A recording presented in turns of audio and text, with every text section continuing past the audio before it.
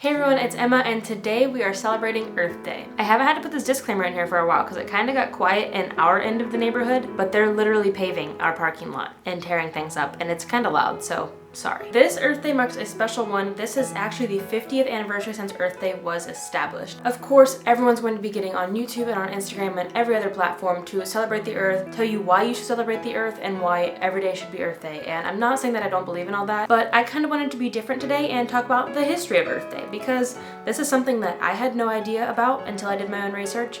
And I figured a lot of you out there also don't know much about the history of Earth, so I thought this would be a great opportunity to talk about that. So I hope you enjoy. Earth Day is celebrated on April 22nd every year to demonstrate environmental protection. It first started in 1970. Today, more than 193 countries partake in the festivities and awareness. The big trigger for a lot of activists and environmentalists was the 1969 Santa Barbara oil spill. More than 3 million gallons of oil spilled and killed over 10,000 animals. This sad event did inspire activists to take drastic action. They were determined to create environmental regulations, education, and eventually Earth Day. In 1969, at a UNESCO conference in San Francisco, peace activist John McConnell proposed, "We have a day each year to honor the Earth."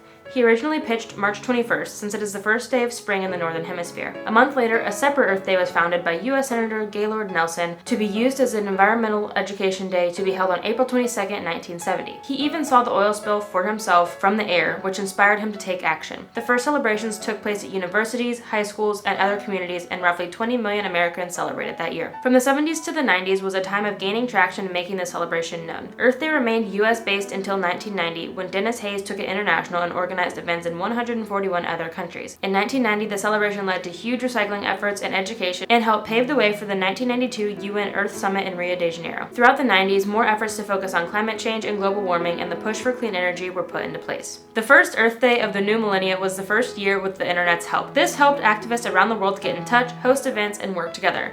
The internet helped 5,000 organizations and groups outside the US to reach hundreds of millions of people to join in the celebration. At this point, Earth Day was just a huge event held every 10 years. This was a great start, but this is not where the activists wanted to stop. The Earth Day USA team organized the next 5 years of festivities. It kept building every year until 2007, the biggest celebration to date, and every year since then has been a huge turnout. Earth Day 2016 was a historic one as well. This is where the signing of the Paris Agreement took place. This agreement required all parties to put up their best efforts to contribute to the combined goal of keeping global temperature rise below 1.5 degrees Celsius. Since then, marches have happened, national rallies occur, and huge educational events are held every year to teach more and more people about the impacts we have on the Earth. It's just important for us to look at this history and see where we as environmentalists came from 50 years ago and where we are now. How huge the reach is now, how big of a voice we all have now thanks to the internet and social media, and how it's not just regular activists that have to take action. Literally everyday people can take action, spread the word, encourage others. You don't have to be a public figure, you don't have to have millions of followers to voice your opinion and actually make a change. And I get it, it can be kind of degrading when it seems like people don't care, but looking at where we came from just 50 years ago, we have come a long way. And again, that doesn't mean we need to stop. We need to keep spreading our message that climate change is real, it is mostly man-made, and we can stop it in its tracks if we all work together. Do what you can every day to minimize your waste. Share and spread the facts. Encourage others to reduce their waste. Vote in your elections, vote with your dollar. Let's work together to fight this. But please remember that we should not only take climate change and Earth Day seriously one day out of the year. Earth Day truly should be every day. And I know everyone else on the internet says that, but I really do believe it, and I really think we should all treat it that way. I think it really is encouraging to see people every year from all walks of life celebrating the Earth Day, whether it's doing a beach cleanup, going to a rally, doing a march, going to an educational event, something. I just see so many people every year participate in Earth Day in some way, shape, or form, and I think that is really, really great. But why only one day? We should have these rallies more than one day out of the year. We should have educational events all the time. I guess that's kind of why I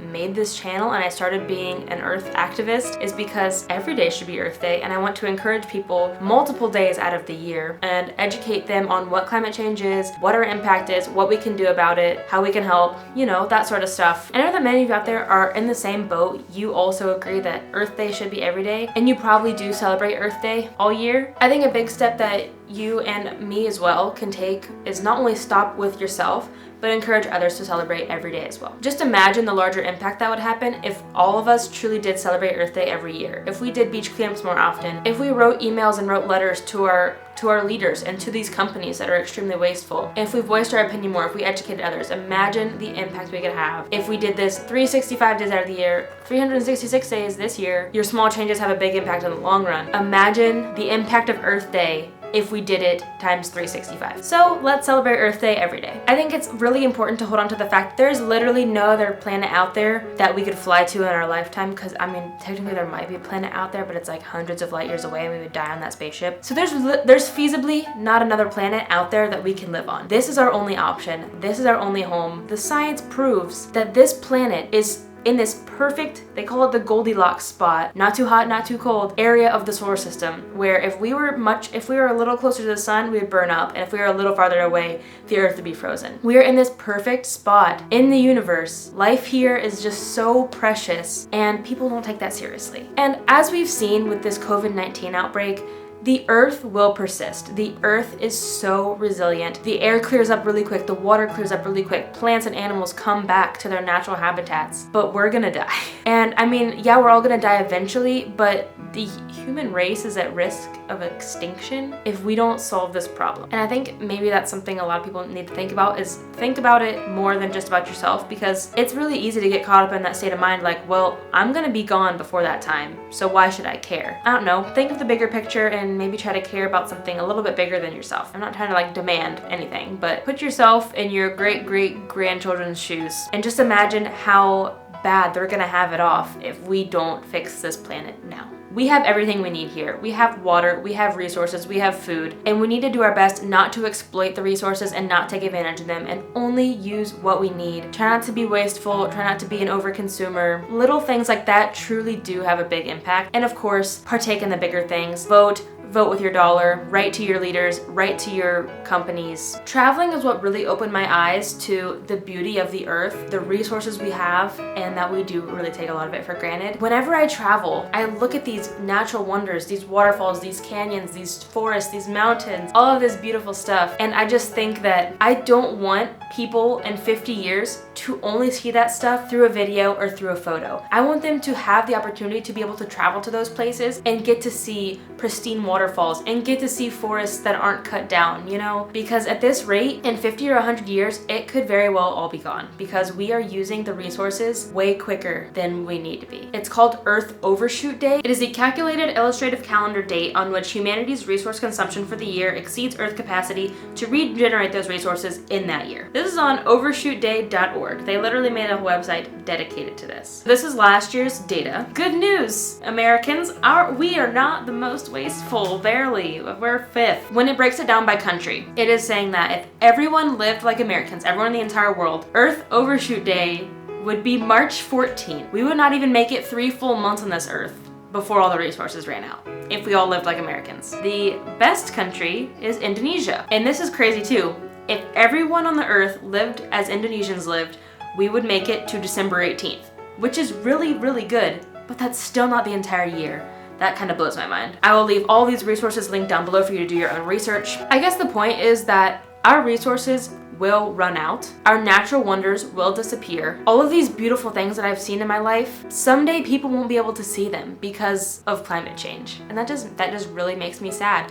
I want people for generations to come to be able to enjoy the beauty the earth has to offer. I want people to be able to breathe clean air and drink clean water and not have to go hungry because we run out of food and we run out of space to house animals because we eat too many of them. I don't want people to lose their homes because they're at risk for rising ocean levels. I've witnessed that firsthand when I went to Thailand. All of the rivers were just so high and houses were literally falling into the rivers. And that's what really opened my eyes to rising ocean levels. And all of this stuff cumulatively frustrated me so much that I decided that I need to take action. As small as it may seem, talking about it here on YouTube, talking about it on Instagram, I'm having more of an impact, I think, than I would be if I was keeping my mouth shut. I inspire other people to make small changes, and I believe that those people will inspire other people as well to make small changes, and it just keeps, it's a ripple effect. People just keep inspiring others, keep educating others. That's what's the most important. But let's not end on that serious note. We do have a lot to be thankful for. We do have a lot to celebrate. I hope that you take some sort of action this year. I hope you take some sort of action every day in your life. I have a whole bunch of resources. I will leave them listed down below if you want to start taking action today. Here's the easy one. Get yourself a reusable water bottle. I hope you go out there today and every day, educate others, learn something new, do something new that allows you to reduce your carbon footprint even more. I truly do think that we can fight climate change. I mean, obviously, like,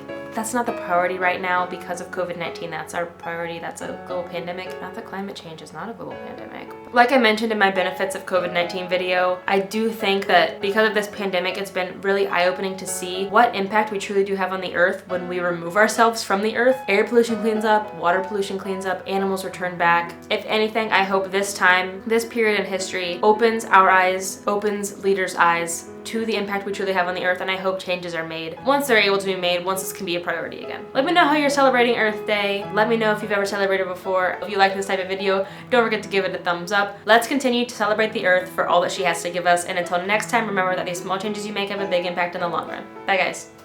So I thought this was Earth Day 2000. Earth Day 2000. That sounds like something Doofenshmirtz would create. This agreement there was a point. Do something that, do something new that, let's continue to celebrate. Let's continue to, oh my gosh.